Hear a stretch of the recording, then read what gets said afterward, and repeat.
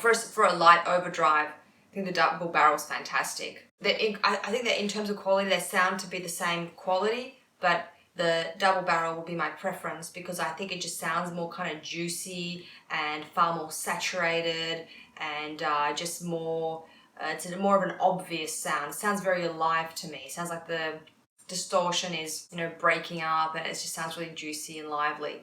Whereas the Ibanez one is far more subtle. But I think it's just, that would be just a personal preference thing because I'm not a subtle person. I mean, so as you can see, I'm not one for subtlety. Some things I like subtle, like I like sort of like retro guitar sounds and that kind of subtlety I like.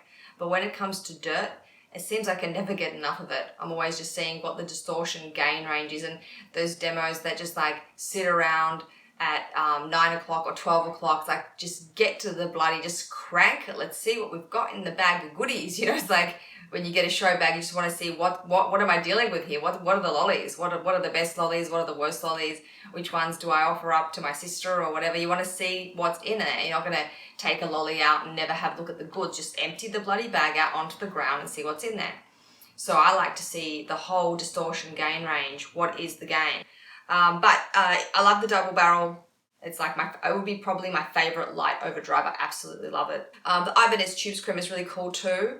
I think it's a very good quality pedal, and if you're into subtlety, then there's your pedal. But again, we're not using an amp, you know, we are pushing a GT1 instead of pushing a Fender reverb or whatever. We don't have an amp, so we're doing this in a very unconventional way.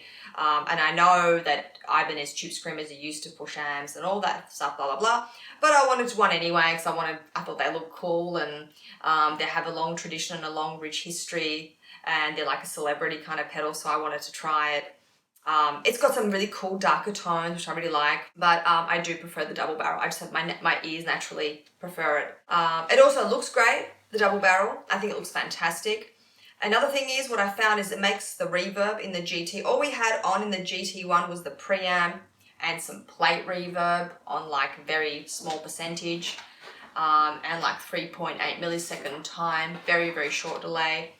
Very, very short reverb. And I find that the double barrel makes the reverb come alive more, which is a nice little thing it does in addition to all the lovely drive sounds you can get out of it. As my only drive, I wouldn't have it because there's not enough gain on tap, but as a light drive, it would definitely be my choice. The double barrel, I think, is based on, half of it is their Moonshine. Is it Moonshine pedal, which is their version of a Tube Screamer? And then the other half is based on Morning Glory. Okay, so we were only testing the Moonshine side because that's JHS's version of the Tube Screamer. My understanding is that. Yeah, I think it's another thing is, I love these pedal makers that put the ins and outs at the back. Wow, it makes the pedal board so much neater. I think more people should be following suit, like Earthquaker Devices, putting them at the end is wonderful. And we really don't mind if their pedals are higher. That's, you know, higher than like a Keeley, and it's a bit longer, but just having that element is just wonderful. It's really cool. But I think more people should be putting all their jacks at the back. But yeah, I don't know. The double barrel, I might still keep it because I just love it so much. There's a lot of controls on the JHS. I do find though that when I had the JHS double barrel used with an envelope follower, it's really noisy, but it's got a nice strong signal. So maybe that's the price you pay. I don't know whether the two are related, but yes, the double barrel was very quiet on its own. But when I used the Earthquaker Devices, this envelope follower, the spatial delivery, which is wonderful, but it's very noisy. So when I used the double barrel with this guy, the noise was untenable, virtually untenable. And I couldn't even use my GT1 to gate the noise because it was just ungateable. But on his own, he was quiet and he has a nice strong signal. I really do think he does sound really fantastic. Really fantastic pedal. Fantastic overdrive. And Tube Screamer? One of my favorites. The Tube Screamer is wonderful too. It's darker, definitely. It's a darker pedal. It's nice and full-bodied, but it's far more subtle based on the fact that it's darker. I think it has even less gain on tap, would you agree, than the double barrel? So it's got less gain. It's got very, very little gain because, again, it's designed to push an amp rather than, you know, give you all the dirt that you need. Whereas the double barrel for a light drive could give you all the dirt that you need, whereas the Tube Screamer gives you a lot less dirt. But they both are very full-bodied and make your guitar sound just bigger and rounder and better.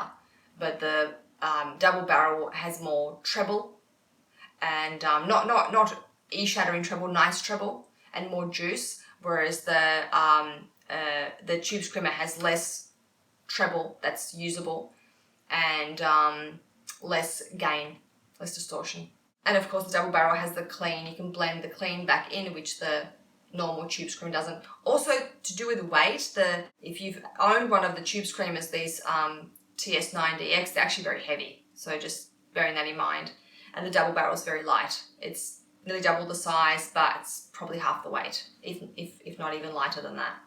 So, and another thing is the Tube Screamer, I must say, and it's been said before, but I'll say it again, that light needs to be redesigned. You can barely see, unless you're straight right in front of it, you can't see whether that light is on. Like from here, I can't tell whether that Tube Screamer is on or off. I can't tell. Is it on or off? I can't even tell. Oh. Okay, but so the light has to be redesigned.